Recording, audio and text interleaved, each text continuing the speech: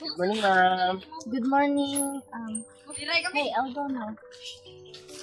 Eduardo, are you done with our activities? Yes, I'm done. I'll Okay. go now. Okay.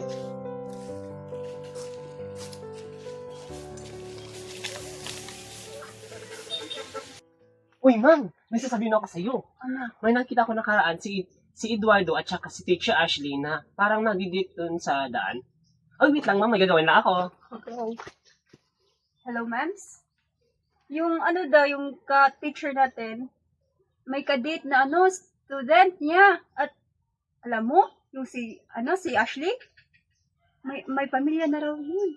At bakit nakipag-date siya sa student niya? At buntis pa.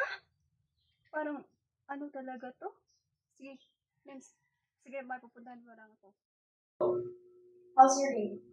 It's good. So may narinig ako mga rumors about you.